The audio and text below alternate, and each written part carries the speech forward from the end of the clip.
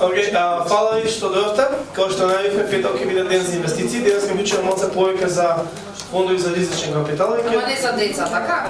Не за деца. Мислам дека беше добра сесијата, со тоа што пак е државна институција и мора да очекуваме дека државата си има некои стандарди што мора да ги исполни, така да. Сепак бевме добри. Прашањата наси, да.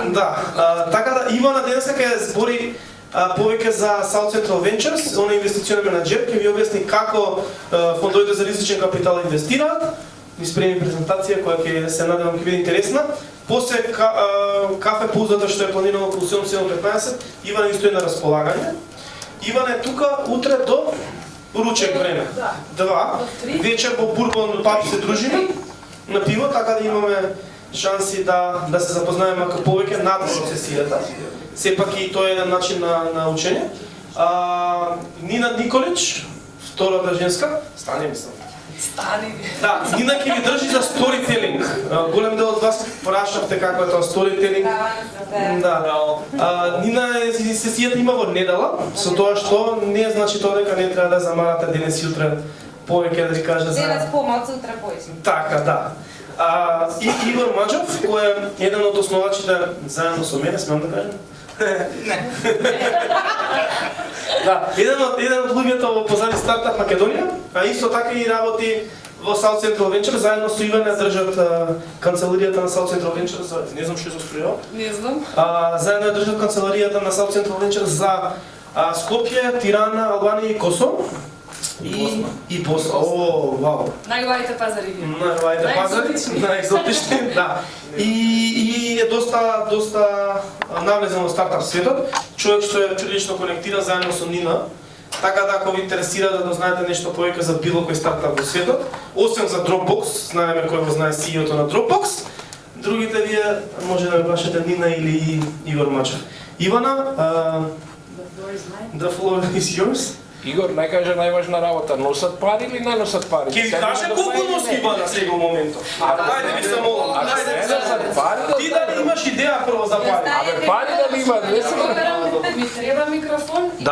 Да, ради камерата. Го мрзам малку, ама нема врска. Добро. Значи, како што кажа Игор, јас сум Ивана Станковиќ, инвестицијски менаџер во South Central Ventures, Venture Capital фонд кој што, односно фонд за ризичен капитал, кој што последниве 3 години работи на територијата на Западен Балкан. Активни сме во 7 земји, со тоа што канцеларии имаме во Србија, во Хрватска и во Македонија. Јас и Игор сме представници на канцеларијата во Скопје и одговорни за малку поширок регион, односно Македонија, Албанија, Косово и Босна, делумно. Прво да ве прашам, колка ви познавање воопшто генерално имате за што значи тоа Venture Capital фонд или фонд за ризичен капитал? Значи може да почнеме од почеток. Идејата е да презентираме како функционира овој тип на финансирање, односно инвестирање. Она што би требало да го извлечете на крајот од оваа сесија е барем да се запознаете со уште еден тип на инструмент кој што утре се надевам дека ќе може да дојде на располагање за некои од вашите бизнеси. Настрана од она што денеска беше презентирано порано исто од фондот на иновации, бидејќи нема многу можности за финансирање на бизнисите кај нас се уште, за жал. Меѓутоа, ова е можност да се запознаете и со овој тип. Значи, она што би го покриле сега е, што е практично, сега малку да не ги мешам термините, презентацијата е на англиски, јас ќе се трудам се што е можно да го пренесам на македонски, ако имате било какви прашања или нешто нејасно, слободно би требало ова да биде што е можно поинтерактивно. Значи, би поминале што е private equity финансирање, односно финансирање со приватен капитал, во кој што фондовите за ризичен капитал се практично дел од едно пошироко семејство. кои се другите можни начини на финансирање на бизнисите и во кои фази на развој на еден бизнис, значи на еден животен циклус на бизнисот, каков тип на инструменти најмногу одговараат. Мислам дека тоа би било полезно за сите. Кој е процесот практично на fundraising, односно на подигнување на ваков тип на капитал. Јас ќе се задржам најмногу на нашиот интерен процес, меѓутоа мислам дека нема некои големи отстапувања кај останатите venture capital фондови. Што е она што е најинтересно, односно каков тип на бизниси овој тип на финансиери се заинтересирани да ги поддржат и што е тоа што venture capital инвеститорите практично го бараат и како да се подготвите ако веќе дојдете во таа фаза и сметате дека сите овие критериуми ги исполнувате, што би било она што би требало да го направите од ваша страна за да си ги зголемите шансите да добиете ваков тип на финансирање. Логиката позади private equity финансирањето, односно инвестирањето од овој тип на инвеститори е дека значи ние не даваме грантови, не даваме кредити, идејата е обезбедуваме капитална инjekција во бизнисот во размена за собственост. Значи стануваме од првиот ден од кога ќе се случи инвестицијата, стануваме партнер во вашиот бизнис, малцински партнер, значи не станува збор за купување на мнозинство во компанијата. И идејата е понатаму дека заеднички продолжуваме кон растење на тој бизнис. До тука е све јасно. Значи, инвестираме пари и добиваме собственост во бизнисот. Тоа е она најопштото или како да кажам наједноставниот елемент. Она што ваков тип на инвеститор кој ќе дојде во вашата компанија, што носи практично со себе. Едно е овој тип на финансирање е практично најдобар во онаа фаза каде што реално гледано не ви се на располагање традиционални типови на финансирање, као немате историја, не можете да земете кредит од банка, освен ако не отидете да дадете стан, куќа X, било каков имот под хипотека, па да земете кредит на лично име, па тие пари да ги искористите понатаму за финансирање. Значи ова е во фаза каде што вашиот бизнис практично не генерира доволен приход за да може да ги покриете сите средства на работењето или воопшто не генерира никаков приход.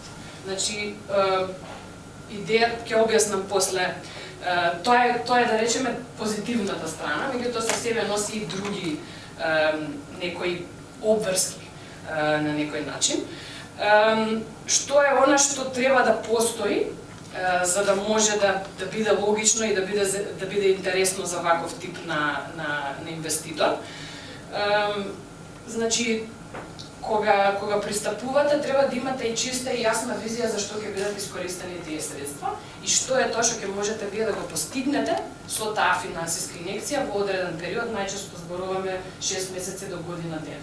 Значи, не може да предвидуваме 3, 4, 5 години во иднина, може да имаме некоја генерална слика, меѓутоа идејата е да знаете дека окей, со овие 100.000, 200, 300.000 евра ќе ми бидат потребни за да можам да ги ангажирам овие и овие вработени, да може да се изработи овој тип на продукт и на крајот ќе можам да имам X клиенти да завршам годината со некаков приход во одреден износ.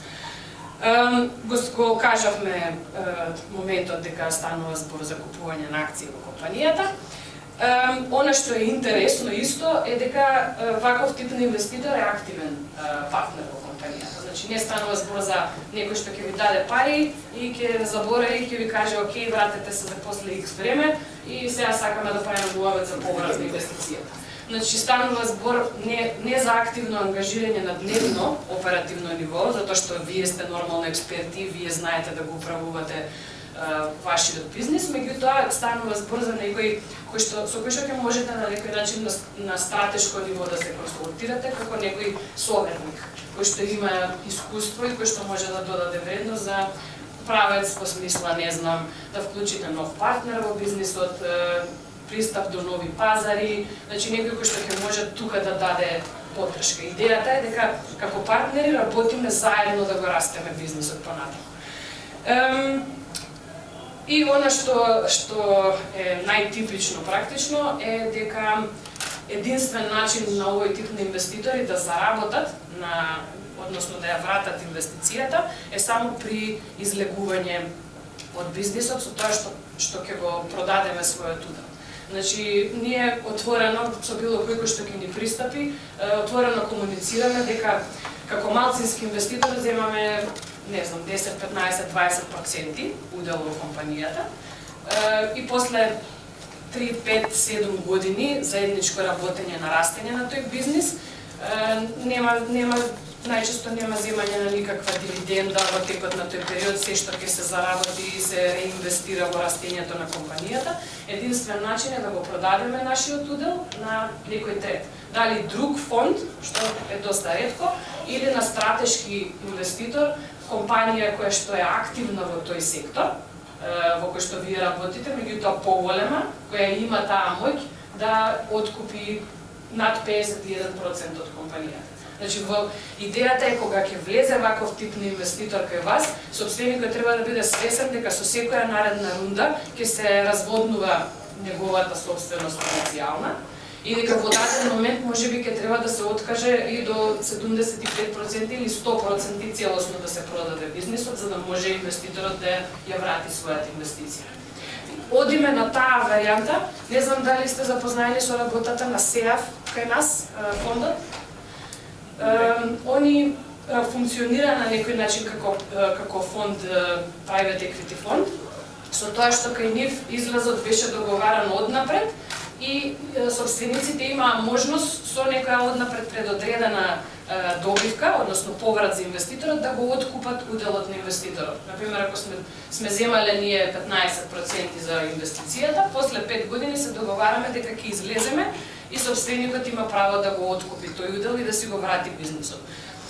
Зошто ја одбегнуваме таа пракса е бидејќи тука не може да се постигне тоа ниво на цена која што би сакале да ја постигнеме, а да не се оштети на некој начин бизнисот, бидејќи во секој случај не верувам дека собствениците би имале во тој момент толкави средства и сума на пари некаде тргнато на страна, него ќе треба или да се дозадолжи компанијата, за да може со тие средства да се откупи нашиот удел, што после тоа на некој начин ќе значи дека повеќе ќе работите за да го вратите кредитот, отколку што ќе може да расте тој бизнис и ќе се загрози одржливоста на бизнисот во иднина. Рековме дека финансирањето, Игор, ти ако сакаш да се вклучиш слободно. Да, него имаш тој дел од потоа спомнато, сакам да речем сега, разликата е дека не влегуваат во компании кои што се во рана фаза на развој. Така. Туку го гледаат подоснежната фаза во која што компанијата веќе има приходи, па дури можеби е и на граница на профитабилност, само што им е потребно финансирање за да тоа го донесат на многу повисоко ниво. Ние се фокусираме и нешто малце во почетна фаза на развој, ама мислам Ивана ќе го спомне тоа понатаму. Значи спомнав јас нешто како животен циклус на бизнисот. Колку од вас имаат веќе регистрирани компании? Океј, треца. Not bad.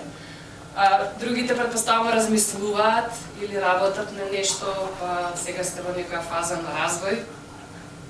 Значи мислам дека повеќето сме во овие development и стартап фаза. Она што во овие фази практично одговара како тип на финансирање, овдека се горе наведени како изворите кои што се практично на располагање. Нормално првото е, не знам дали го спомнува Family, Friends and Fools, оние кои што се јавуваат во некоја форма на ангели, значи оние кои што можете во првиот круг на луѓе кои ги познавате да ве убедат, да ги убедите да веруваат во вашата идеја и она што сакате да го постигнете. Тука се партнери, ангели, private equity, тука влегува venture capital фондот, значи ние ја фаќаме и стартап фазата и она што викаме рана фаза на раст. Овие дефинитивно се веќе банките, финансиски пазари, тоа не спаѓа како опција во таа фаза на развој, бидејќи немаме историја, немаме продукт, немаме приход, практично не можеме да докажеме дека сме доволно стабилни за да може тоа да се врати во одреден момент. Значи ова е веќе циклусот на финансирање на private equity фондовите, каде што рековме влегува и venture capital финансирањето. Нашиот фонд е малку специфичен. Тоа е направено во најголема мера venture capital фондовите функционираат во таа startup и early growth фаза. Нашиот покрива и малку од овој дел на seed финансирање, кое што мислам дека го слушнавте и се бајле по пладнето со фондот за иновации. Тоа е направено поради пазарите на кои што функционира. Значи идејата беше кога се формираше фондот дека во повеќето земји, освен Србија и Хрватска, ќе имаме ретко прилика да сретнеме компании кои што ќе бидат способни да абсорбираат по големо ниво на инвестиција, значи над 200, 300, 500 илјади евра. И затоа формиравме еден мал дел од фондот кој што беше наменет за seed фаза на финансирање. Тука зборуваме, ова е малце поодминато од идеја, значи не е само нешто бизнес план на хартија, него зборуваме дека дури би било добро да се има или MVP или некој продукт кој што функционира со основни функционалности, кој веќе се тестира со потенцијални клиенти. Нормално ако има некаков приход е бонус. Меѓутоа сме направиле неколку инвестиции до сега кои што се до 100.000 евра во оваа фаза на финансирање. Океј. Преска малце спомнавме кои се бенефитите од овој тип на инвестиција. Значи, ќе ги поменам само на кратко. Нормално, certification benefit, значи ова е доколку во оваа фаза на развој некој фонд како нашиот се реши да ве поддржи, тоа може многу да значи и во однос на освојување на пазари и клиенти. Идејата е дека ние со нашата проценка и анализа која што ја правиме како позадина, за да можеме да ја донесеме одлуката да инвестираме, тоа е некаква гаранција за потенцијалот и квалитетот на она што го работите, на тимот, на продуктот на кој што се работи. И до сега имало ситуации каде што вистински тоа им помогнало на фирми во кои што сме инвестирале да освојат некој клиент, односно да го убедат да го користи нивниот продукт. Нормално мрежа, ние сме тим од 10 луѓе, секој од нас има одредено искуство и одредена мрежа на контакти кои што ќе бидат секако ставени на располагање на компанијата во која што инвестираме, секаде каде што може да се отвори врата во смисла на други фондови кои што би инвестирале понатаму во развојот на компанијата, потенцијални клиенти, се тоа што го имаме ние акумулирано низ годините се става на располагање на компаниите во кои што инвестираме. Знаењето, значи има фондови кои што имаат и знаење во специфичниот сектор или индустријата во која што може да оперира стартапот. Ние сме така наречени генералисти, освен единствениот фокус е повеќето од компаниите во кои што сме инвестирале до сега се од сферата на технологија, значи нормално софтвер кој што е аплициран од земјоделство до X различни области, меѓутоа сме увиделе дека тој тип на компании имаат најголема можност за брз раст и за скалирање со релативно помало ниво на инвестиција. Значи, се држиме малце на страна од оние капитално интензивни со производства и каде што сериозни средства треба да се инвестираат и подолг е периодот на поврат. И нормално, очигледното финансискиот бенефит. Значи, барем не едно или две од овие, значи финансискиот бенефит секако го има, али барем уште некој од овие три би требало да ги видите. Значи, знам сега малку ние сме ставени во некоја ситуација каде што стартапите многу немаат избор, бидејќи нема многу фондови кои што се активни. Меѓутоа, кога барате инвеститор, треба да гледате да има и од другата страна, освен парите, да има и друга додадена вредност. Значи не е идејата само да ви ги дадат средствата, него да видите што всушност останато може тој инвеститор да донесе во работењето на бизнисот. Океј. Значи, зошто ова, to raise or not to raise? Многу луѓе мислат дека им се потребни, дека им е потребен ваков тип на инвеститор. Ќе ви кажам понатаму што е логично и во кој момент би требало ова да се бара. Имавме интересна ситуација баш со првата инвестиција што ја направивме во Македонија. Не знам дали слушнавте за ЛЕЦ. Океј. Значи тоа беше првиот стартап што го поддржавме во Македонија. Основачите беа релативно млади, колку беа 23-4 години од прилика во времето кога дојдовме. Имаа претходно некакво искуство, имаа своја компанија, се уште има, своја компанија за аутсорсинг, има искуство во правење на некои своји решенија претходно. Ги има, како да кажам, сите аспекти, работеа на нешто што беше иновативно. И практично во моментот кога ја направивме инвестицијата, они има малку повеќе од MVP, да речем. Да. Така. Имаше нешто што функционираше со базична функционалност. Мислам дека пресудно беше и во тој момент дека доста фама се крена околу целиот тој простор на чет-ботови, вештачка интелигенција, тоа беше доста актуелно. Беше дел од пазар кој што се сметаше дека ќе расте со голема брзина и дека ќе има простор за такви решенија. И ние влеговме баш со таа сид инвестиција.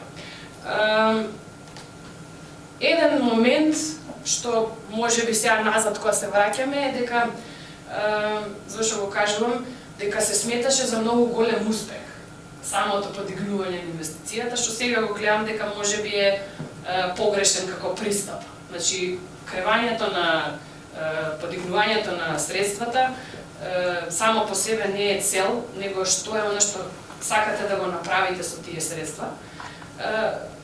Година дена после тоа имавме, како да кажем, различни визии во однос на тоа како би требало да се развива, бидејќи после година дена немаше монетизација и можностите за монетизација беа се уште некаде далеку од планината.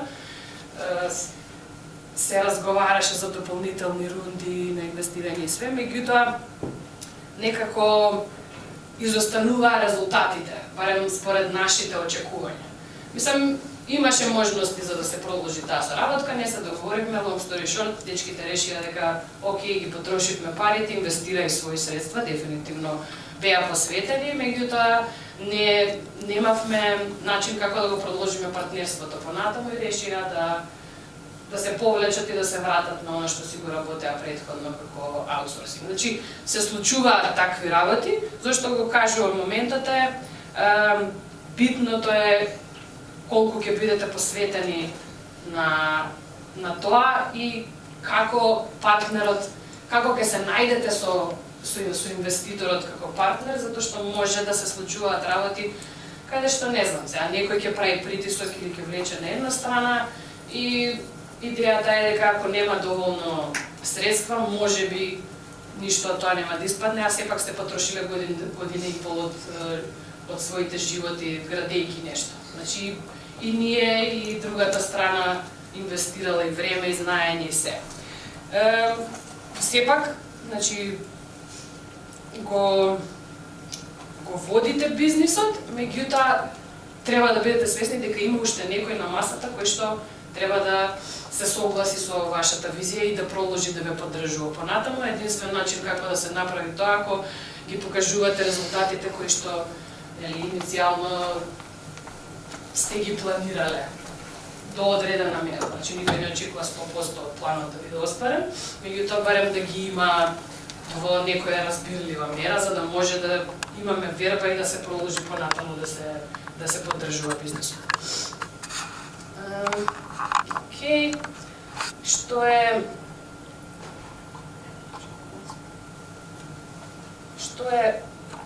работат со други компании и решаваат вистински проблем на некој бизнис.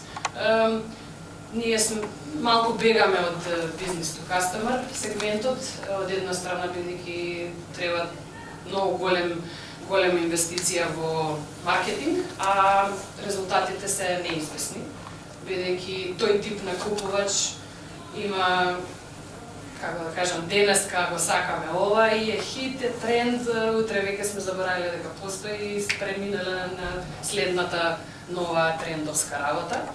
Има фондови кои што се специализираат во тоа, меѓутоа ние и не го познаваме тој сектор и не се чувствуваме удобно да работиме. Мислам дека овој тип на модел е некако за нашето поднебие некако најлогичен, бидејќи исто така знаеме дека е тешко и да се изгради бренд од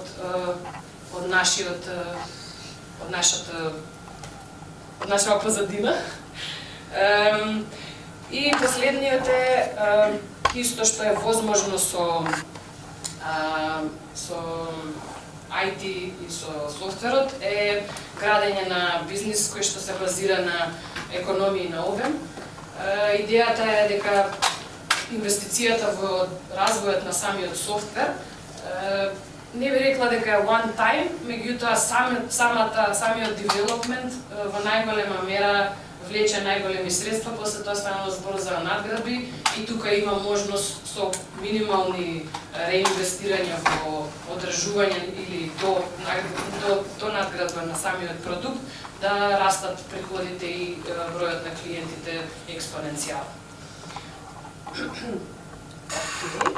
Ова мислам дека го пројдовме. Фаза. Ево, ова е нешто што е интересно, што мислам дека и важи и кај нас, без разлика на регионот. И ние до сега мислам дека, не знам, мај помогни ми со бројките, годишно гледаме околу 300 во регионот околу 300-400. Односно во нашиот опсег што го имаме на 4 земји, може да кажеме дека Македонија најмалку 100 компании кои што се квалифицирани или кои што се на ниво на имање прототип, а не само идеја. Така. Ама околу 100 годишно се поминуваат. Ние функционираме 3 години, а имаме 4 инвестиции веќе, од кои што треба 2 да се објават. Добро, имавме 5, тоа што едната е веќе згасната. Значи, преку 300 компании потенцијални сме поминале, дали на прв или втор состанок или барем со pitch deck или било како, за да може да стигнеме до некоја бројка на инвестирање од 5 фирми во тој известен период. Што значи шансите за добивање на овој тип на инвестиција се релативно мали. Нашето портфолио до сега брои веќе 21 официјално, со тоа што уште 3 мислам дека треба да се објават сега во овој период. Мислам дека во другите земји дури повеќе фирми се поминаат. Да, Хрватска дури, ако кај нас се повеќе од 4% од компаниите кои што сме ги разгледале од Македонија добиле средства, таму е помалку од 1%. Конкуренцијата е секако поголема, нормално и пазарите се поголеми и поразвиени.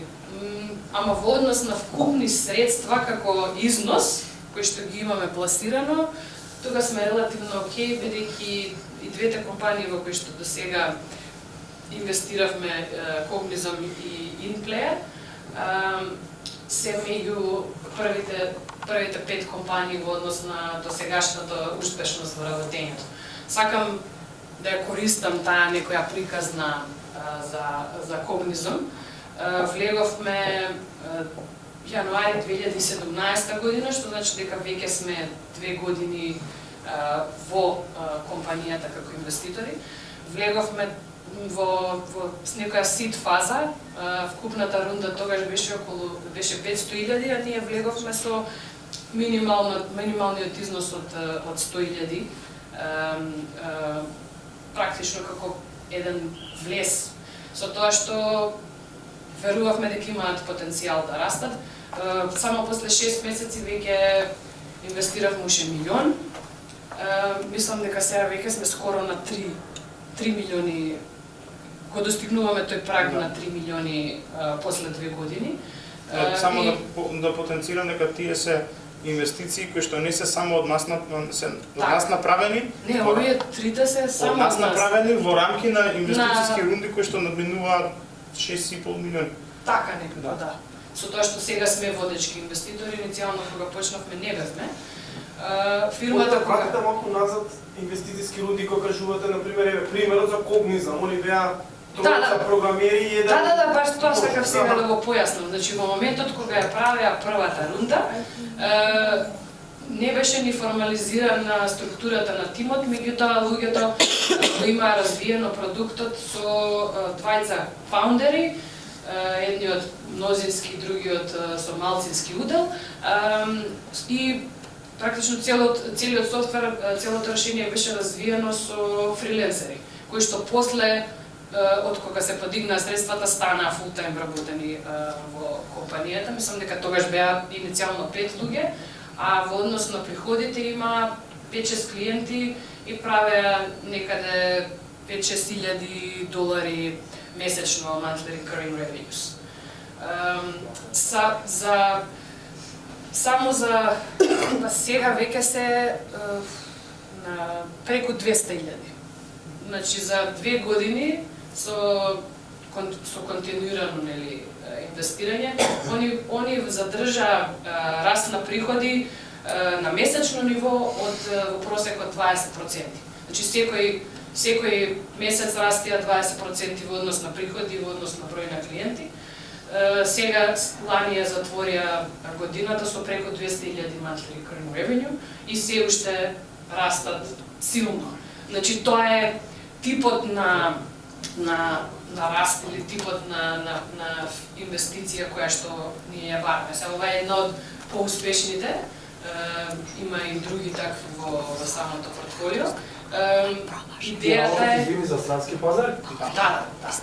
Значи... Од $5,000 до $200,000 месец. Така. За 2 години. За 2 сезони. Тоа е голем раст.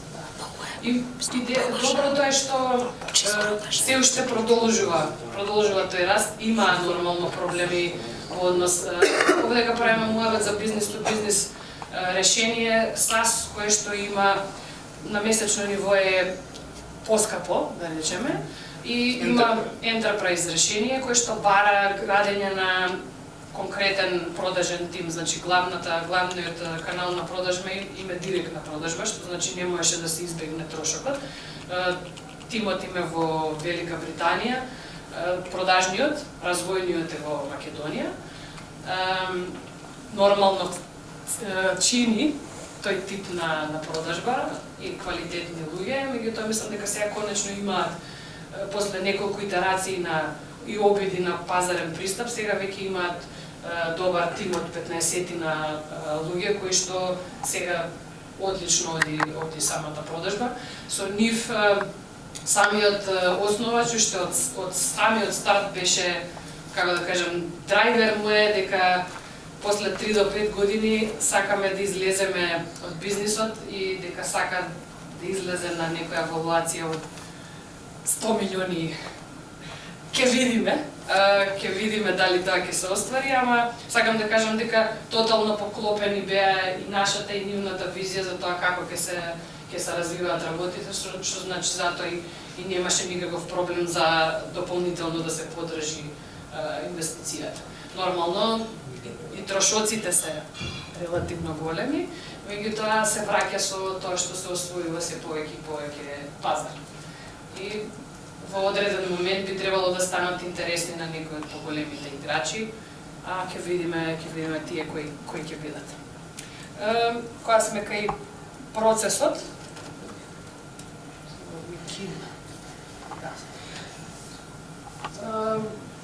исто она за кое што би требало да бидете свесни ако веќе размислувате за овој тип на финансирање, дека ова е процес кој што трае. Има фондови кои што може да се движат побрзо, американските фондови се најбрзи. Ние во Европа сме малку поконзервативни.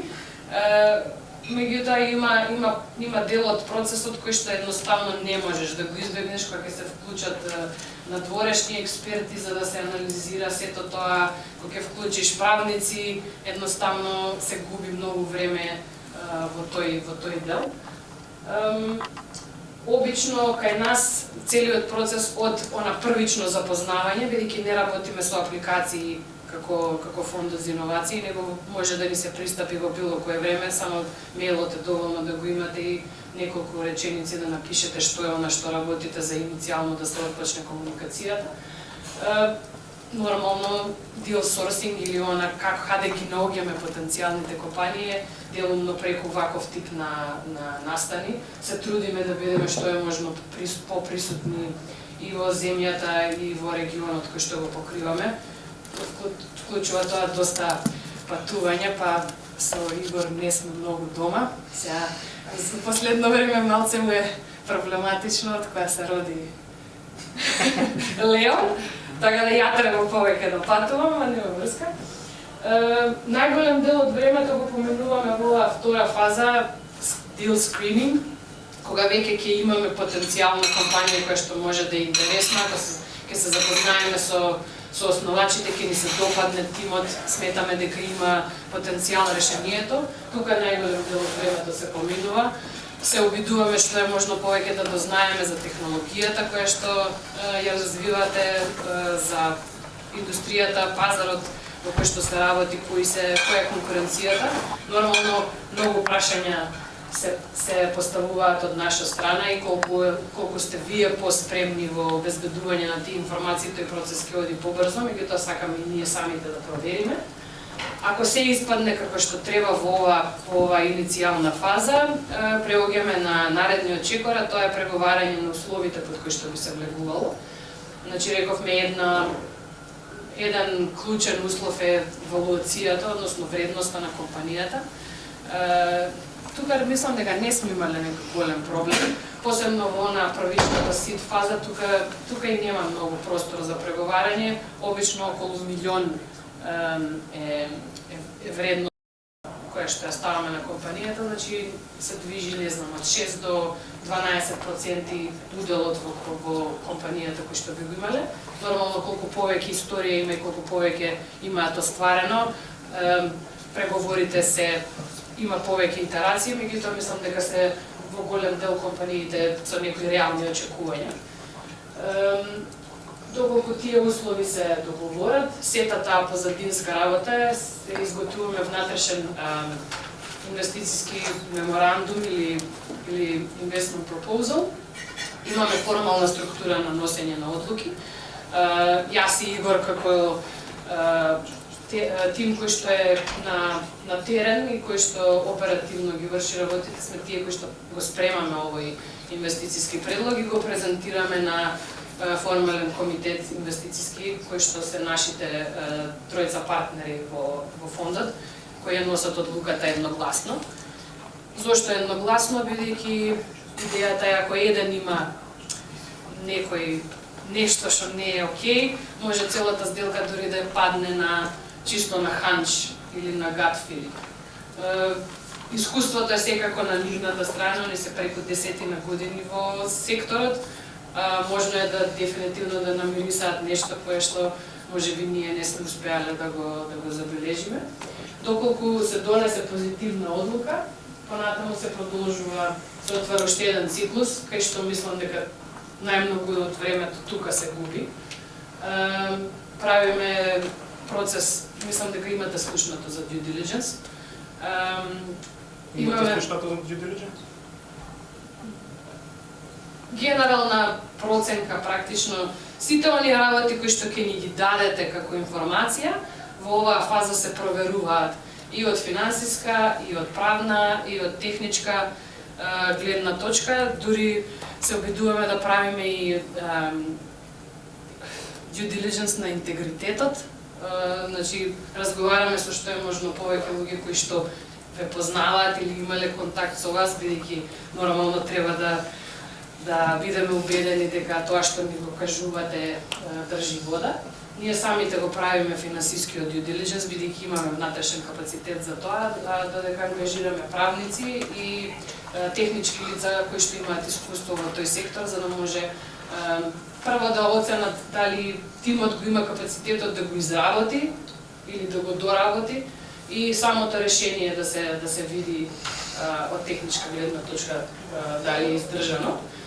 Овој процес знае да трае до 2 месеци, зависи се трудиме тоа да биде во месец дена или збиено, меѓутоа зависи. Сега имаме ситуација кај што буквално луѓето се многу зафатени, во смисла експертите и нивното време е ограничено. И оваа фаза на практично извршувањето на транзакцијата, и тоа е нешто што трае долго, бидејќи правниците сега треба да ги адаптираат сите документи и сето тоа да биде црно на бело, за да може да се подпише и да се реализира сама. Ако може да го преведам слайдов, ако ви треба пари утре, малце е касно да ни пристапиме. Така да добро да изградиме релација, да го пратиме бизнисот, иако може ке речеме некогаш е рано за нас или не сте се уште до таа фаза, да може да се прати како се напредува, за да ги имаме сите информации во моментот кога ќе ви се потребни средствата, тогаш многу побрзо да може да бидат направени сите. И да го скратиме процесот да не е толку. Во доста случаи, конкретно со оваа сега моментално што ја работиме, бевме во комуникација повеќе од година дена. Практично, они ни пристапија во фаза каде што решението беше во некоја иницијална фаза на развој, каде што беше премногу рано за да може да се пристапи кон финансирање. Меѓутоа, секоја наредна интеракција презентира прогрес, дека стигнале до некој нареден мајлстон, дека успеале да остварат нешто и на тој начин се гради и самата доверба помеѓу двете страни. И дека имаат капацитет на некој начин да го реализираат тоа. И последните 2 фази се практично најинтересните. Ние вршиме постојано мониторинг, следење на развојот, дали се е во ред, може некојаш ќе забележиме некаков проблем во смисла најчесто интервенциите ни се на страната на човечки ресурси, расте тимот премногу брзо, имале 5 луѓе за 6 месеци станале 15 или 20 и веќе доаѓа моментот кај што CEO-то нема капацитет се да држи во своји раце, па се јава потреба да се донесе нели оперативен директор. Такви некои финеси кои што ги гледаме можеби чекор унапред, заради тоа што сме од страна и не сме во дневните активности. Кој е некој нормален период за растење на тим, да речем, дефолт? Па нема, зависи. Зависи од многу фактори, да. јасно ми е, меѓутоа нека средна вредност од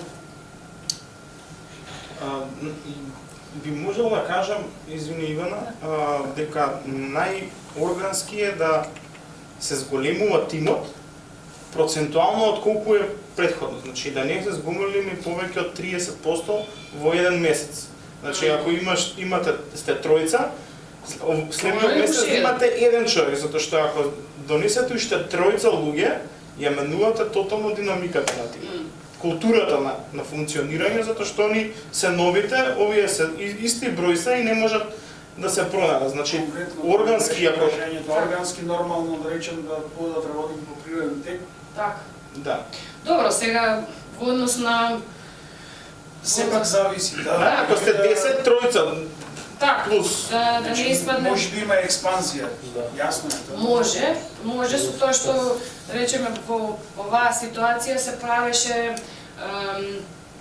брзо вработување, меѓутоа и брзо отпуштање на луѓе кои што едноставно не се уклапаат во во динамиката и тоа е на некој начин. Доаѓа некој, после месец, два, три, гледаш дека и веднаш имаше голем турновер. Меѓутоа, тоа можеш да го правиш ако веќе си сигурен во кор тимот. Зашто ако веќе имаш 5 луѓе, можеш на секој од нив со тек на време да им донесеш плюс 2 или 3 за менеджирање, затоа што имаш 5 луѓе кои што ги живеат тие вредности, може да ги пренесуваат на нови луѓе. Се зависи. Ако има повеќе средства, мислам дека најрапиден раст имаше во однос на продажниот тим. Океј, значи целото тоа е екстремна ситуација. Јас би ја замислил да речеме ако еден производ се девелопира со 5 луѓе и се отвори уште еден цел сектор, може да порасне 100%, но тој тим да работи независно од ова. Така. Значи тоа да треба да се имплементира ќе би многу потешко, јасно. Добро, практично доаѓа во девелопмент тимовите не растат. Барем до сега не сме имале ситуација да растат со толкова голема брзина. Повеќе се јавува после тоа дополнително потреба во почеток. Немаш потреба од customer support, затоа што сите работат, нели сите работиме се. Ама во како расте бројот на клиенти, ти се отвараат нови места. Отвараш quality assurance, специјални позиции, отвараш customer support тим кој што работи само на тоа, имаш customer success тим кој што работи само на тоа, разбираш се отвараат нови функции кои што претходно иницијалниот тим ги покривал во on the go, заради тоа што немало можност посебна позиција или немало и потреба. Ако имаш 5 клиенти нема проблем, ама ако имаш 25 или 50, веќе самиот бизнис си диктира со кое темпо би требало да се пополнуваат позициите. Последните фази се до следењето на самиот раст и нормално додавање вредност и учество и се надеваме ќе стигнеме до фазата на реализирање на таа вредност преку продажбата. Овој моментот, реков, кај нас трае од прилика околу 6 месеци од иницијално почнување на комуникација до затварање на инвестицијата. Оваа фаза трае многу подолго, значи овие две. Идеално би било 5 години, меѓутоа искуствено до сега се покажало дека обично е 7 или повеќе години додека се може да се излезе од инвестицијата. И мислам дека ни остана што е она што го бараат инвеститорите. Мислам дека ќе забележите дека во повеќе наврати го потенцирам тимот. Тоа е едно од критичните работи кои што се битни. Знаеме дека собствениците на бизнисот и оној кор тим во кој што ќе инвестираме иницијално го има тој капацитет да го на имплементација. Тоа е. Значи имавме ситуации кај што компании кои што беа исклучиво технички тимови без можност да се извади тоа решение на пазар, колку е да е добро решението, ако во тимот немаме некој како фаворит хаслер на Игор 4 минут, ако немаме хаслер кој што ќе биде способен да го продаде тоа решение, едноставно значи треба да биде некако избалансирана таа структура. Големината на пазарот исто во многу ситуации, посебно мислам дека со Албанија и со Босна имавме проблем со решенијата беа на некој начин комплетно фокусирање на решавање на локални проблеми. Дури ако се размислуваше за излегување надвор од границите, тоа беа, не знам, соседните земји и тоа е тоа. За да може да биде заинтересиран ваков тип на инвеститор, правиме муавет за многу поголем пазар, минимум регионот, па понатаму со амбиција Европа или некои други пазари, бидејќи само на таков начин може да се обезбеди тој раст кој што го бараме. Нормално ги истражуваме и самите трендови. Може да се случи да се развива решение во пазар кој што има, кој што е опаѓачки, да речеме телеком сектор, нешто кое што се предвидува дека може воопшто да не расте. дека кој има етаблирани повеќе играчи, едноставно не остава простор за појавување на некој нов, или потребно е многу повеќе средства за да можеш да им земеш дел од пазарот. Дека решаваат вистински проблем, само дека е стајно биг проблем, идејата е да биде нешто што откако ќе го искористи компанијата, ќе свати дека како сум можел до вчера да живеам без ова. Зашто има многу решенија кои што се nice to have, окей, може интересно да биде, ама никогаш нема да стане интегрален дел од нивниот начин на работење. Значи нешто што решава вистински проблем. Ова е интересно. Ми се случило да ни кажат дека немаме конкуренција. Тоа обично ни е показател дека или недоволно сте го истражиле пазарот. Тоа е во комшите. Така, или едноставно не го познавате пазарот во кој што функционирате, бидејќи секогаш постои. Прво и основно конкуренцијата е начинот на кој што компаниите во моментот си го решаваат тој проблем. Не е битно, може користат Excel или нешто тотално без врска, ама сепак постои конкуренција и има многу бизниси кои што се можеби во истата фаза во која што сте вие или малце понапред, кои го работат истото, само се во Србија или во Хрватска или на некој друг пазар, а вие едноставно не ги познавате. И едното и другото, многу голема конкуренција, односно има многу играчи и нема никој, е нешто кое што не е интересно за овој тип на инвеститори. Обично мислам дека станува збор за пазари каде што кои се интересни, ако има повеќе мали играчи, а нема огромни компании кои што доминираат со 20% од пазарот или слично, меѓутоа некогаш може да се случи и во тој пазар да биде некој продукт толку иновативен и дисраптив, значи да луѓето видат додадена вредност да се свичнат. Меѓутоа ентерпрайз решенијата се прескапи и свичот нешто што функционира на нешто што не е докажано, ќе треба време за да се стигне до таму. Односно пак ќе треба да почнете со мали клиенти кои што ќе ви овозможат да го исполирате решението, за да можете во даден момент да предизвикате таков тип на решение. Traction, мислам дека го спомнавме, не мора да биде во најдобар показател на Traction, барем според нас е да имате приход и да растат приходите и се повеќе клиенти да го сакаат и да го користат решението и да плаќаат за него. Меѓутоа, доволно е, како што спомнавме преска, да се покаже поместување, односно дека после 3 месеци не се наоѓате на истото место на кое што сте биле кога сме се виделе пред 3 месеци. Дека има некаков нешто постигнато. Ова е битно, ама не е толку битно, посебно во нашите пазари даунстрим капитал, односно дали имаме шанси други инвеститори да влезат понатаму.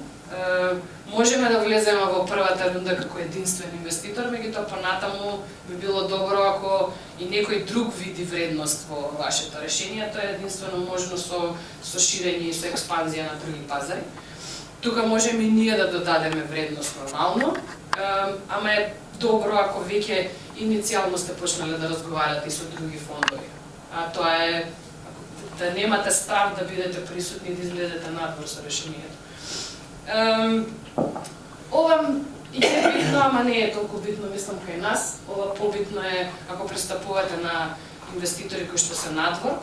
Ние сме, мислам, релативно отворени и немаме проблем на било каков начин да ни се пристапи, меѓутоа предпочитаат повеќето да биде тоа препорака дали од портфолио компанија, па да ни каже самиот фаундер и слушај, имам еден пријател кој што работи на нешто многу интересно и да биде таков тип на препорака и на таков начин да дојдете до контакт од инвеститор. Ова е подготовката практично најмногу што ви треба е да знаете кои се драйверите на бизнисот, како ќе дојдете до тоа ниво на приход. Значи, да го знаете каналот на продажба или барем каналите кои сакате да ги тестирате, кои ќе бидат очекувањата како ќе дојдете до купувачот, кои ќе бидат конверзиите, значи да бидете свесни за бројките позади. Ако е директна продажба, колкав тим ќе ми треба, колку состаноци може да имаат од текот на денот, од тек на недела, од тие состаноци колку ќе се конвертираат во клиенти, значи да го изодите тој процес, барем да бидете свесни за некој ранг. И последно, last but not least, е како вашето решение или што е она што го прави вашето решение подобро од конкуренцијата или која е додадената вредност што ве прави различни, зашто некој би ве одбрал вас, а не некој постоечко решение. И следното беше, мислам дека со ова ќе завршиме. Што да не се прави. Ова се на некој начин сублимирани работи кои што сме ги среќавале до сега и во декови и на иницијални состаноци со собственици на компании. Многу често се случувало некој да разбере дека нудиме финансирање, чисто да ни пристапи, окей, што е тоа што вие го барате и за да можам ја да се прилагодам на вашите барања. Тоа е истражување на позадината, да знаете која седнувате, со кого разговарате, да знаете која е инвестицијската стратегија, бидејќи сите имаат различен пристап и дали вистински се поклопувате, пошто ако веќе пристапувате кон други venture capital фондови, ако видат во мејлот дека може да не добиете никаков одговор, ние се трудиме да на сите да им одговориме, за да, барем ако ништо друго, да им кажеме што е тоа што не е меч со нас. Меѓутоа, најголем дел од тие фондови добиваат толку многу мејлови што во првите пар реченици, ако видат дека тоа нема никаков интерес, сте изгубиле шансата воопшто да разговарате со нив. Ова е исто, повеќето за луѓе со техничка позадина. Често се случува, а и го разбираме тоа, значи да собствениците да бидат на некој начин заљубени во самата технологија која развиваат и во самиот продукт, меѓутоа да не внимание на што е бенефитот за корисникот. Ние бидејќи и повеќето venture capital фондови немаат стручно познавање од индустријата или технологијата која што ја развивате, ги интересира, окей, може да ми објасниш како функционира, ама што е тоа што ти ќе го донесеш за тој крајниот корисник на кој што сакаш да му го продадеш и зошто он би бил спремен да плати. Тоа е главното. Ова исто многу често се случува, имаме проценки на пазари, значи функционираме во пазар од 3, 4, 5 x милиарди и само да си ставиме, окей, ако успееме само 1% да оствариме од тоа, ќе бидеме милионски бизнис. Би требало да се тргне на некој начин од оздола нагоре па да се изгради. Ако продавате, не знам, на бизниси кои што се занимаваат, не знам, на цвеќари или X, секојаш има податоци во смисло, окей, ќе почнам сега со Македонија, во Македонија има толку и толку луѓе кои што се занимаваат со тој тип, јас можам и мојот тим можеме во недела дена да оствариме X состаноци, во месец дена тоа ќе се преведе на волку просечно, во тек на годината ќе излезат волку, тие X% ќе ги конвертираме, да видиш реално колку и труд ќе ти треба за да можеш да го достигнеш тоа и дали у принцип ќе ти биде потребно, можеш да го завршиш тоа со 2 или 3 луѓе или со 5 души. Значи, да се види вистинска проценка на пазарот, а не само 1% од глобалниот пазар. Ова го спомнавме, секојаш има конкуренција. Ова исто, мислам дека и тоа го кажав, секојаш да знаете зашто ги барате средствата. Окей, ми требаат 100.000, ќе вработам плюс толку девелопери, ќе имам маркетинг, селс и за година дена ќе успееме да имаме 20 клиенти и приходите ќе бидат од прилика толку. Ова исто, пак ќе се осврнам на техничките лица. Значи, трудете се да користите што е можно поедноставен јазик. Знам дека не е едноставно, ама ставете се од страната на другиот. Значи, као буквално онаа фаза, ако не можеш да го објасниш на баба ти, и отприлика тука сме. Мислам, со тек на време и ние почнуваме се повеќе и повеќе да разбираме, меѓутоа колку е поедноставно, толку подобро. И во тек на презентацијата практично се да биде конзистентно, за да не испадне на еден слайд да има една бројка, а после да се повикате на истото нешто, да има сосема друго, така да внимавајте кои се изворите и да биде се консистент. Јас би завршила во овој момент. Ако има прашања, слободно, се надевам дека беше interesting. Да правиме пауза, имате тука кафе, сопчиња, колачиња и мислам да си поставуваме прашања. Да, може дискусија да отвориме, значи. Ама и има веднаш прашање да не... Shark Tank платформата, колку е добра за учење, за едукација? Платформата? За емисијата. Емисијата? Емисијата Shark Tank. Ај кажи го твојот мислење по после. Интересна е, не викам. Мислам дека може многу да се... Мислам дека може доста да се научи во начинот на кој што се презентира идејата, меѓутоа барем за нашава реалност, мислам дека инвеститорите се малце поише што знам, поише шоумени. Тамошните? Да. И дека не е толку близко Не е до... реално. Знаете како функционира концептот на Shark Tank? За да дојдат луѓето таму што се презентираат? Мислам дека нема потреба да зборам, доста добро се слушаме. Заради тоа. Не целосно. Значи, Shark Tank е сепак реалити шоу, кој што треба да создаде гледаност. На некој начин треба да биде интересно за и тие кои што се од другата страна што презентираат да имаат интересна приказна. Затоа е многу битен сторителингот, каква приказна и позадина имате, отколку само колку е бизнисот добар и потенцијалот што го има. Таму И ви кажам, ја не дала за. да, во еден момент добија средства од сите 5 инвеститори Sharks. Дечко и девојка кој што нивниот татко имал даска за сечење, кој што умрел во 9/11, бил пожарникар и таа приказна го продаде целиот производ, затоа што поради таа приказна ќе може да направат одлична кампања кој што производот ќе се продава многу. Она што го гледате на телевизија е само сегментот од, ајде да речеме, од 100 луѓе кои што пичуваат, они ги избираат 30 најинтересни, најтеатрални, и тоа што се прикажува е само 30% од тоа вистина што се прават истражувања, се поставуваат прашања, некогаш може да се види неконсистентност на целиот разговор. Да. Заради тоа што они го запишуваат и тоа што навистина го проверуваат е сосема различно.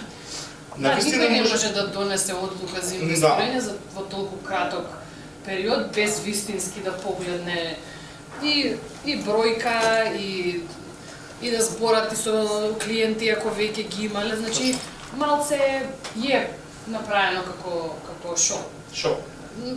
Мора да има да се вратиме на прашањето, може да се научи во начинот на кој што се презентира идејата, што концизно треба да се има и се може да се согледа го имаат направено овој начин, за така доколку тоа го имаат, инвеститорите вака реагираат. Тие заклучоци може да се донесат. Но дека на вистина во реалниот живот ќе се соочите со некои инвеститори така лесно ќе се случи. Некогаш било кажано дека се инвестирало во Силиконската долина на кафе муабет, на салфетка се пишувал бизнис план и се давале чекови. Добро, ама тоа правиме муабет за пред 2008 кризата, која беше Golden Age и денеска е веќе малку поинаку. И Америка не е тоа што никогаш беше.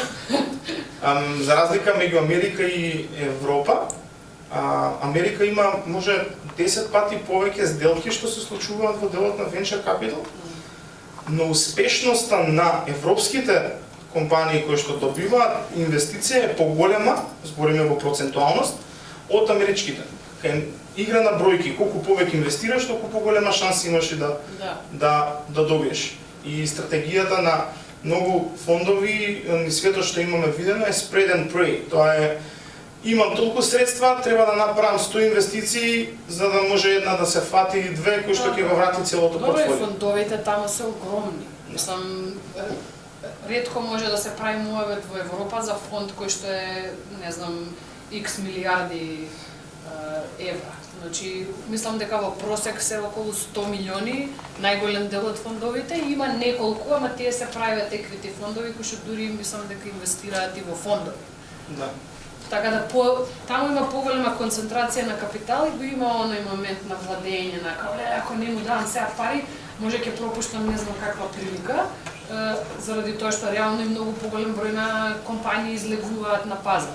Ама овие што доаѓаат од Европа се по-резилиент, као по-отпорни се на пазарни промени или на било што, затоа што малку се движат побавно, ама и самите инвеститори се по-тешки за да ги убедиш во целиот процес. Повклучени се. И повклучени се во процесот. Во подршката. Сте слушнале за MOFO ефектот, FOMO ефектот?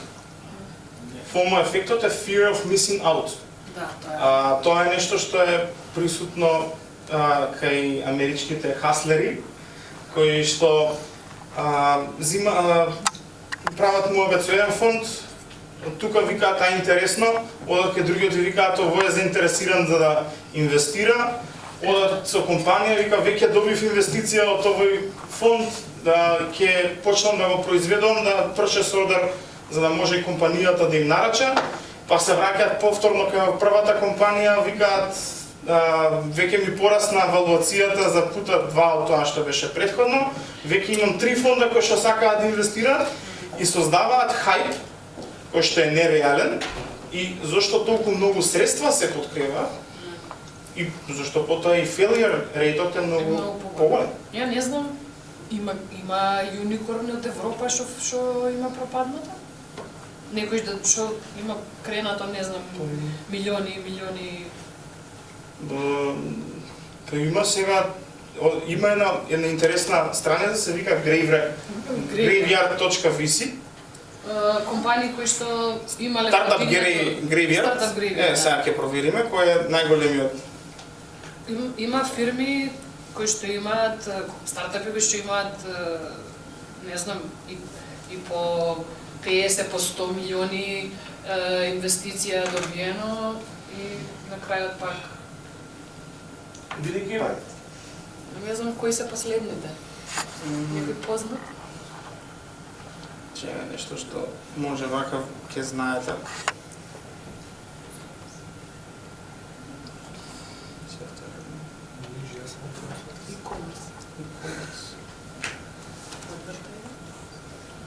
Jawbone е едно од тие, ако знаете, смарт уреди што има.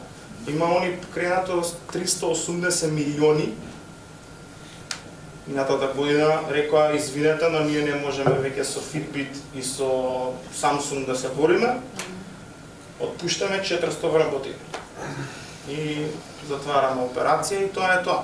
Па да, реално во Европа мислам дека не е возможно во недоглед да се прави фандрейзинг без да се достигне. Мислам дека и ако веќе стигнеш до рунда што е над 50 милиони, нема капацитет од дешните фондови конкретно да одма се движат во Америка. Одма те носат. Ти кад идеш преко баре и таму бараш капитал.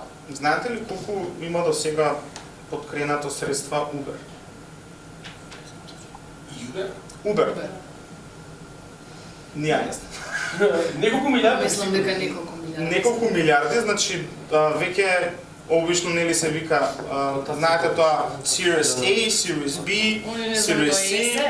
Они веќе Вака за едно прашање за европските компании, меѓутоа сепак Nokia пропадна.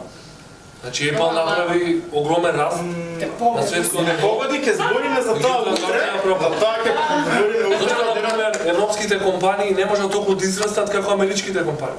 Не, Не, тоа е не е то друг е пристап. друг е пристапот.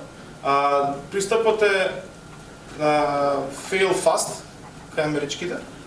Значи се ставаат парите, ако успе, ако не успее, се обидовме, ставивме пари, не успеа. Одиме, дај друго дете, така вика. Nokia во случајот кога збориме утре како модел, многу интересна приказна, каде што всушност беше купен од Microsoft. Не пропадна. Купен беше. Беше меѓутоа како бренд згасна.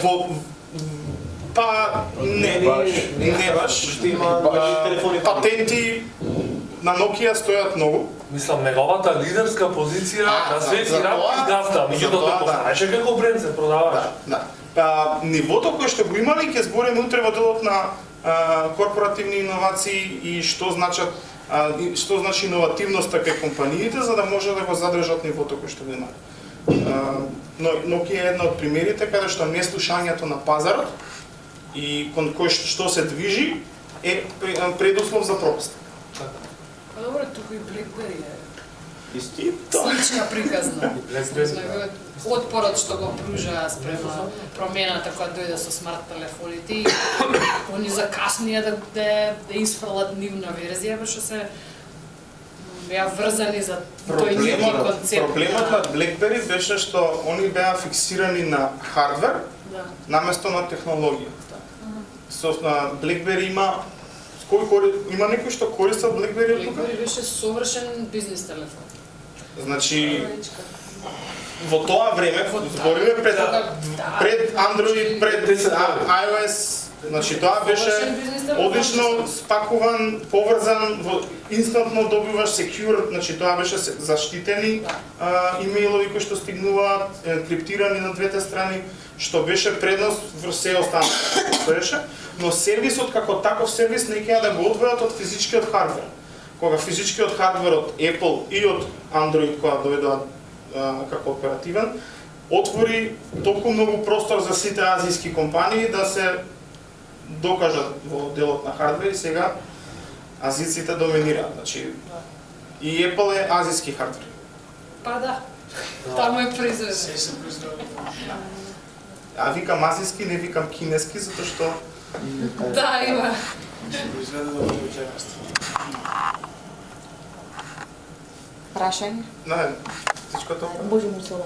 Микрофона не го користат. Не спомнавте дека е важно да се има кофаундер, а други фондови го спомнуваат како критично. А добро, тимот го спомнав. Не, тимот е друго. Жив компактен тим е окей, супер, ама кофаундер, како кофаундер, Па да, значи не сме имале ситуација само со еден фаундер. Тоа не е ради ништо друго, него само ради притисокот. Затоа што друго е кога имаш барем уште еден покрај себе со кој што можеш да го делиш целиот товар. И олеснителна околност е за самиот софтвер. Сам не е критично, имаме ситуации кај што имаме некој кој што е доминантен едниот фаундер и кој што бил главен драйвер, може извесен период работел сам со ангажирани надворешни луѓе, меѓутоа во одреден момент сватил дека да ја сватил додадената вредност да се има партнер во целиот процес и има уште еден кој што станал кофаундер во даден момент од процесот. Да, имало ситуации кога кофаундерот се додава, да речеме, дека круцијален за успехот на компанијата, наместо да биде плаќан како екстерен член, станува носител на активностите и со тоа станува на некој начин кофаундер во креирањето на следното решение. И таквото нешто кога го разгледуваме, ние се гледа како предност, и тоа дефинитивно се гледа како предност, заради тие емотивни, како е ролер костер во македонски? железница. Емотивен ролер костер кој што се случува, во кој што секогаш имаме секогаш имаме ние лоши и добри денови. Кога има лоши денови, кога си на работа, викаш извини, јас ќе си отидам дома, ќе останам дома и нема да работам и може 1-2 дена. Бизнисот кога е се ослони на тебе. Нема Многу можност ќе за пати. такво немаш кофаундер. Да. Да, ама и бројот на кофаундери е, значи мислам 2 до 3 е оптимално. Сме имале ситуации кај што биле и повеќе, меѓутоа не издржала долго време приказната и ми се има случајно да си отидат еден или двајца после година или после одредено време после инвестицијата. Се покажало да речеме дека го нема истото ниво на посветеност, не се вложуваат толку како останатите и морало да се реагира, бидејќи демотивирачки ќе влијае на остатокот од тимот ако остане да работи, а реално не придонесува. Вака, со оглед на тоа дека оваа акселераторска програма е наменета за стартапи и повеќето значи учесници овде се на ниво на бизнис идеја или бизнис на хартија, најмногу до стартап. Каде тука го гледате вие вашиот интерес воопшто, можност за соработка со овие бизниси? Па, во самиот тој, мислам дека Игор го Со оглед на тоа дека вложувате кога веќе се во поздрила фаза. Так, може би до дадената вредност е практично не знаеме како ќе се развива сето ова. Ова е иницијален контакт. Ова е иницијален контакт, ние се надеваме дека ќе излезат бизниси од ситуацијата. Може нашиот овој фонд кој што имаме во моментот нема да ве покрие, меѓутоа ние сме веќе во фаза на фандрейзинг за следниот фонд. Така да не се знае, може за периодот година дена ќе бидат некои од овие луѓе овдека спремни да ни пристапат за инвестиција во друга фаза. Да, она кој што само да се надоврзам, никогаш не знаеме со кого разговараме од другата страна. И неа пропуштаме приликата да бидеме онаме каде што може да пренесеме знание и да допринесеме кон нечија идеја да се доразвие на правиот начин. Сме забележале лица кои што биле и во своите студентски денови, после 2 години да имаат компанија, да знаат што да очекуваат кога пристапуваат кон инвеститори, поради тоа знаење што го имаат многу полесно да разговорите. Ние се соочивме кога започнуваше фондот со проблемот дека многу малку за оваа тема се знае. Формалното образование не ја покрива на тој начин. И не може да се очекува дека секој млад човек ќе познава како треба да разговара со инвеститор. Затоа и сме тука и понатаму ќе бидеме достапни. Значи покрај финансиски и менторски пристапнути. Апсолутно. И сме имале до сега ситуации кај што се уште сме поддржале компании додека го развивале продуктот, сме ги поврзале со некој кој што може да им биде клиент, они работат, не сме инвестирале се уште, меѓутоа на некој начин сме помогнале да се развие некој решение кој што утре некој навистина ќе го користи. И тоа е интерес. Тоа придонесува за развој на целиот екосистем. Не мора ние да инвестираме, може утре ќе дојде друг фонд, а тоа се е во интерес на развој на стартап заедницата. Може интересно да објасните малце фондот како ви е структуриран, од кај се парите? Колку изнесува фондот? Личната карта ја пропушти. Фондот кога беше капитализиран, почнавме со 41 милион евра. Во септември, октомври официјално 2015 година. Сега сме веќе на половина, преку малце мислам повеќе од 50% се инвестирани во портфолиото. Еден дел од тие 20 милиони кои што се уште се на располагање, се на некој начин резервирани или ги планираме за портфолио компаниите, затоа што ќе имаат потреба од дополнителни инвестиции, меѓутоа мислам дека добри 10 милиони се уште се слободни. Чекаат за потенцијално да се половината да ги донесете. Главни инвеститори во нашиот фонд се институционални инвеститори, Европската комисија преку Европски инвестициски фонд тој мислам дека е пола, ако не се лажам. И Германската развојна банка е исто инвеститор и Европска банка за обнова и развој од институционалните. Има доста приватни компании од регионот кои што се јавуваат како инвеститори, плюс индивидуалци кои што на некој начин го одбрале овој пат наместо да инвестираат сами како ангели инвеститори, им го гледаат како подобра опција преку институционален инвеститор. Што друго? 5 години се наменети средства да се инвестира. Да, река што спомнав, ни останува уште година и пол.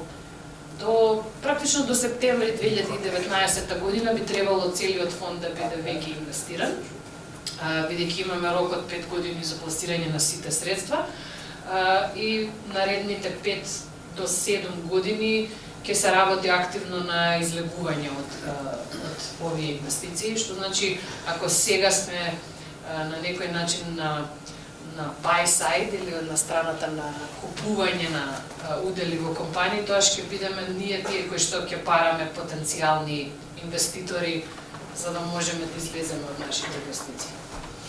И тука прво па ќе се вратиме. Што спомнавте дека Европската комисија е еден од поголемите инвеститори, дали постојат правила кај вас, односно колку барате да компонентата за sustainability во бизнис всушност ја презентираат и дали вие преку вашите менторства тамо ја подкрепувате, пошто бизнес sustainability е на 0 ниво во Македонија, или односно на многу ниско, се заснова само на corporate social responsibility, додека Македонија како земја која ќе влегува во Европска унија, тоа ќе се бара значи од секој бизнис и бизнисот единствен начин всушност за да постигнеме ние sustainability на економијата на Македонија, на Европа и на светот. Таму се движи Европска комисија, колку барат од вас како инвеститори, пошто финансите заедно со владата и бизнисот се единствените двигатели кои можат да направат промена. Само SDGs или Sustainable Development Goals се моментално во светски рамки се едни од најдискутираните теми, односно како компаниите ќе го свртат фокусот надвор од профитот кон побитните аспекти. Заедно со профитот. Точно. Тоа, за прашањето ми е точно. Ретко среќавам луѓе кои се разбираат во тоа. Прашање ми е, значи, колку вие, како механизам за инвестиции, поготово кои доаѓаат од Европската унија, кои се залагат за тоа, колку вие тоа го барате од бизнисот во Македонија, пошто по мене е круцијално тоа да го направиме, претоа што еден ден тие бизниси ќе се срушат долу, тие што нема да имат sustainability во својата агенда. Односно, кои бизнис моделите нема да бидат sustainable. Па добро, самата идеја на инвестициите во кои што влегуваме е да постои такво нешто. Мислам, и првите неколку години од постоењето на бизнисот, одржливоста ја обезбедуваме ние како фонд. Бидејќи Не зборувам парична одржливост, ја зборувам за начин на работа. Значи на почитување, значи повеќе принципи, тоа што ги строшивме сите ресурси. Мислам, таа нишка, значи, зборуваме за стартапи кои ќе имат многу влијание врз социјалната или животна средина, други имаат помалце, но ние мора да го смениме цел сета, тоа што го виден да не инвестирате во некој тутуле бале кој ќе знае само профит да направи, мислам ќе има негативен ефект за Европската комисија на крај крајава. Потребно е значи да оние во кои што инвестираме да го имаат правиот мајндсет и да бидат олицетворение на и нашиот фонд. Затоа што ние влегуваме како партнери со нив и кога правиме ние асесментот се разгледува многу и во тоа колку производите и нивното работење и нивното окружување позитивно и негативно влијаат на човековата околина и слично, затоа што тоа е многу важно, не само за репортинг за потребите на Европска унија и слично, туку и за нас. Овој сектор во кој што инвестираме реално никој од компаниите нема негативни ефекти по животната средина. Во однос на social impact, ние сме специфични како поднебие, бидејќи самите компании во кои што инвестираме растат со огромна брзина во однос на број на вработени, што реално тогаш додава имате импакт. Да, апсолутно. Имате импакт, значи на животна средина и на социјала каде живеат. Така. Значи посебно овој сектор на IT кој што го разговарам има неверојатно компетитивни плати, се покрива стандардот на живење, посебно значи има влијание нормално. Не е како да кажам, не е главен фокус, меѓутоа се зема во предвид, особено начинот на кој што се третираат вработените, следиме еднаква можност за вработување во однос на пол, се нормално самиот IT сектор е доминиран повеќе од мажите, меѓутоа се трудиме, сега ќе се случи, веќе имаме неколку инвестиции каде што жени се CEO, се почесто се случува такво нешто. Мислам, во однос на следење ги гледаме тие показатели. Сега како да кажам, сме малку специфични, меѓутоа во однос на начинот на кој што се третираат вработените, се трудиме да се воведе некој повисок стандард. Значи имало ситуации кај што не знам, пред да влеземе ние, голем дел од луѓето воопшто не биле ни воведени како вработени, се работело преку агенции за да биде тоа поевтино.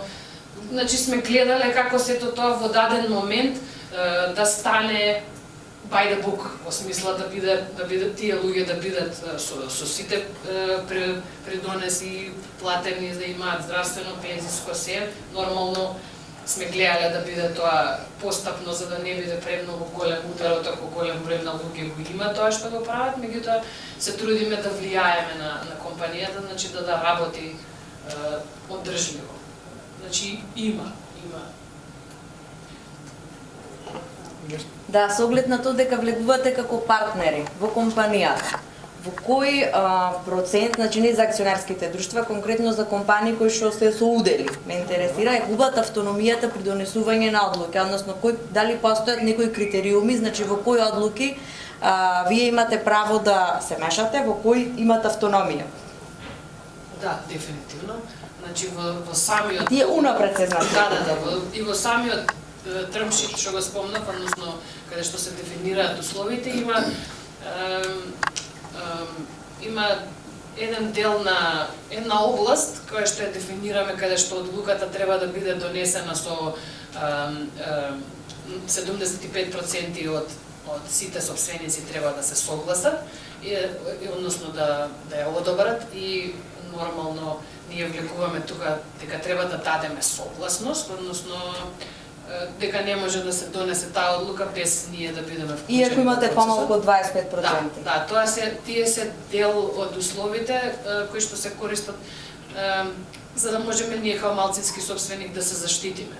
Бидејќи ако имаме десетина проценти, во било кој момент ќе можат меѓу нив да се договорат и да не надгласаат. Идејата е да биде тоа транспарентно и да бидеме вистински земени во предвид како партнер. И конкретно се знае значи на кој во кој е полен сето тоа се преговара пред влегувањето во инвестицијата и стои во договорот за инвестирање кои се тие работи во каде што очекуваме да дадеме.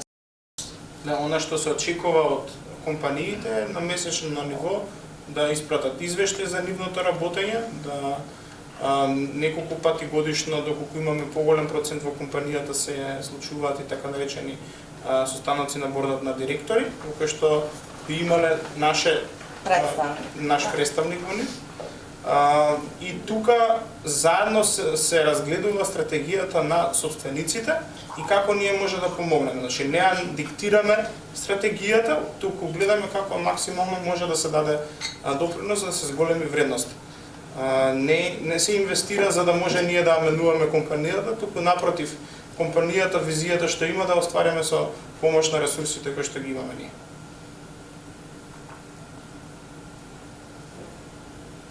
Од љубопитност да го прашам. Иначе поранешно успешна брокерка, така да може да се презентираш бекграунд од стоите. Не, со кој процент на капитална добивка или принос на инвестицијата во овие 5 до 7 години кога би инвестирале во една компанија би биле задоволни да излезете? The official or the unofficial? The official. The official. За после Мислам една реалност, да. со која би биле задоволни. Пример, инвестирате €1.000.000, после 7 години, Па, Се снима. таргетот е практично 20% годишно. Што значи значи 2. Годишно 20. 20% годишно. 140% €1.000.000 7 ако години. бензин, тоа значи. €2.000.000 на бизнес. За 5 години. 5 по 20 100. Колку му дое? 20 на 20 на 20. Добро, сега, Да. кога се 7 разумува, години тоа се 140% се. тоа се обично мултипликатори кои што се над 5 пати 20% годишно е 200.000 евра годишно. 20% е 200.000, 5 години €1.000.000 и милион.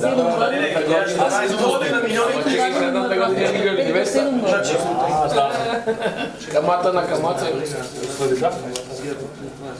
Во основа може да кажеме дека посекувана ретерн, посекуван ретерн е барем мултиплаер од 4 на инвестицијата што е направена. 4-5. Да. Што е затоа што викаме ние на македонски се водиме како фонд за ризичен капитал. Така е така е формулацијата на македонски. Овие низок правот за ризик, како фонд за ризичен капитал. Не, добро, сега има компании кои што најверојатно нема да можеме ни воопшто да си ги повратиме средствата, кај што ќе бидеме со загуба или ќе отпишеш инвестицијата.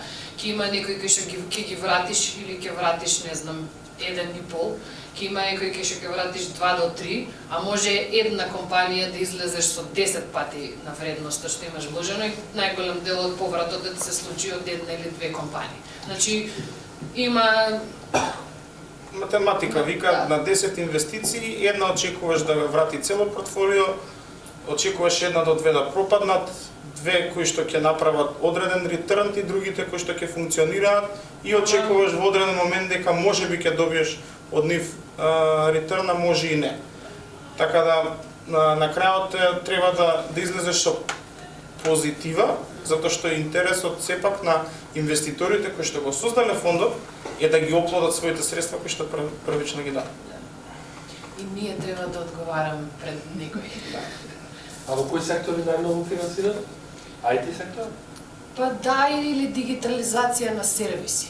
Мислам дека имаме пар компании кои што се платформи, кои што практично успеале да дигитализираат услуга која што до сега се правела офлайн, сега се е направено онлайн. Као Кажете еден пример за компанија кај едно те финансира. Ги имаш таму?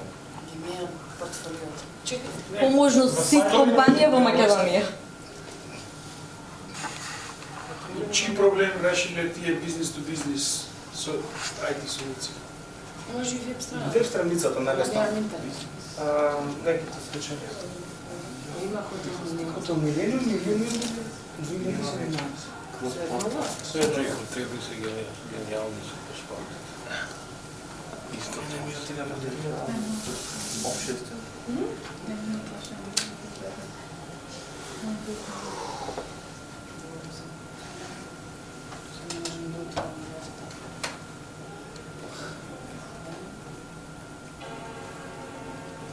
Неки.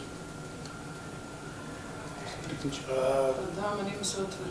Кога ќе основуваш прозорецот држинал, ќе ти го смали.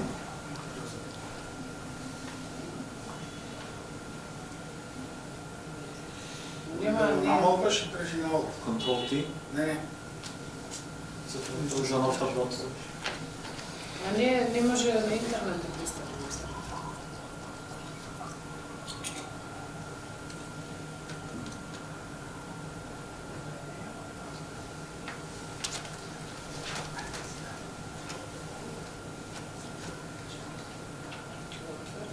Да. Можеш фулски да го пуштиш. Сега не. Благодарам за техничката подршка. Скролни на вас. Ова е моменталното портфолио. Ги поминеме едно по едно или? Не, Неинтересните. Има некој од Македонија во овие? Да. било која решение, Која? значи Cognizum и InPlayer се моментално. што ги имаме Биг овие. ме интересира.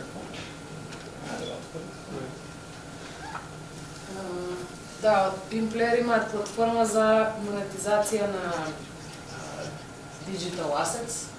Они почнаа практично како paywall за видео содржини. Со тоа што сега можеш да монетизираш буквално било какво, дали блог, дали news, дали стрим, дали мислам Видео on demand. да. Они почна, ова е старо, абе интересно е кога практично кога почнавме, колку е година беше тоа? Да, они затворивме инвестицијата јули Јули 2017. И тогаш има 35 вработени, после, значи веќе година и пол, они се скоро 100. Само што ја надминаа бројот од 100 вработени. Најголем дел од луѓето се во Скопје, од тимот. Сега, они имаат добро малце бизнис модел што е комбинација. Освен тоа што клиентите ја користат платформата, има subscription, значи има приходи од subscription, има приходи од revenue share за live евенти кога монетизираат, па од секој настан има приход. И на најголем дел од клиентите кои што практично плаќаат subscription, има и као сервис за кастомизација во зависност од нивните потреби. Така да од три извори на приход имаат. Бројот на вработените во најголема мера се девелопери, ама драйверот тука се сервисот.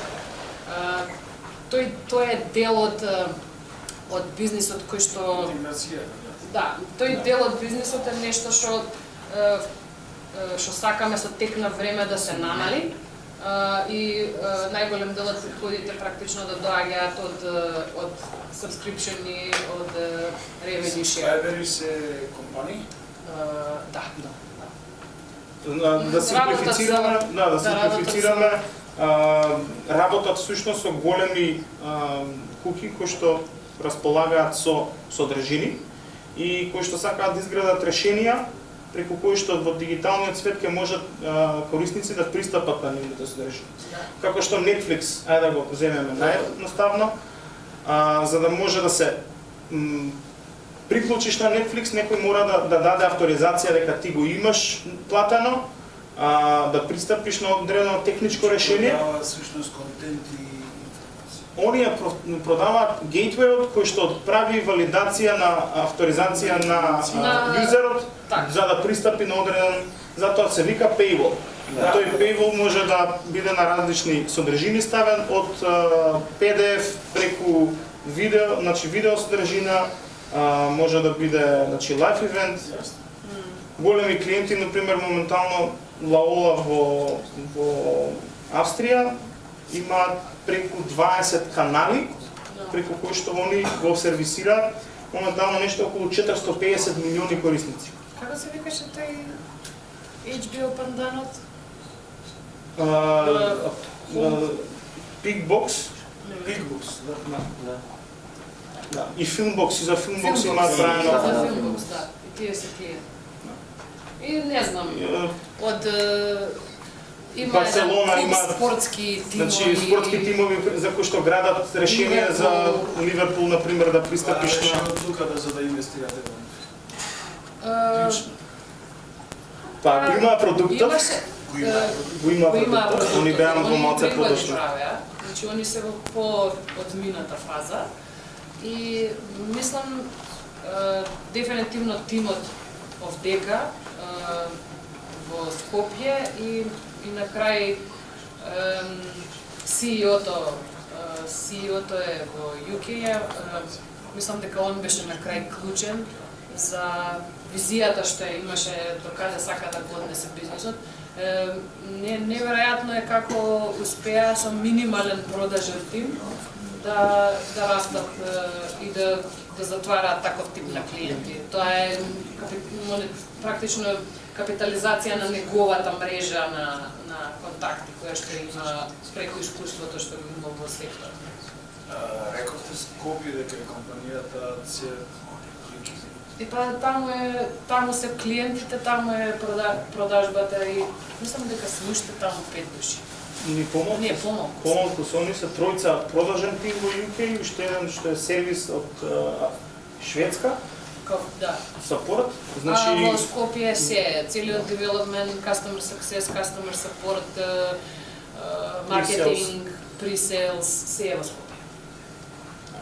во одреден момент треба да се очекува дека Македонија ќе биде мала за да може да достигнете до одредени пазари или ќе треба доколку сака да се таргетира конкретно пазар, нашиот партнер вика ташна машна. Ташна машна е дека ти е потребна актовка, облечен, на лице место, здраво, ова е решението, кој што ви го представуваше мојот колега и се донесува одлуката затоа што ако станува збор за решенија кои што се повеќе од $50 месечна subscription, веќе потешко се донесува одлуката. Ако станува збор за десетици илјади долари и тоа како е потребно face to face да се направи продажба. Колку е значајно портфолиото имат? Искуството? Искуството да што го имат зад себе обуките, образованието. Колку е тоа значајно? Во проценти вака, колку ви влијае? Во рани фази е многу значајно. Не, само 80% е тимот. Понатаму како се оди по тој животен циклус.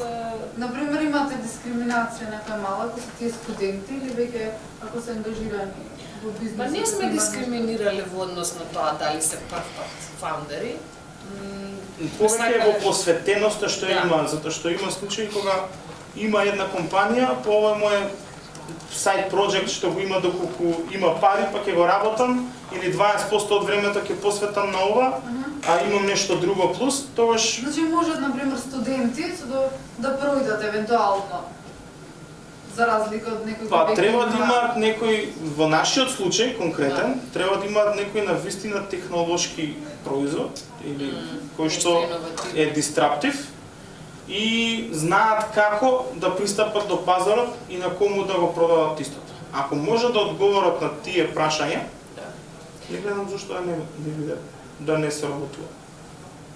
Првиот случај кој што го кажа Ивана, стануваше збор за млади дечки кои што уште во студентски денови почнале да работат за клиенти, така да искуството беше тоа нивно кој што нас не одлучи да ги поддржи.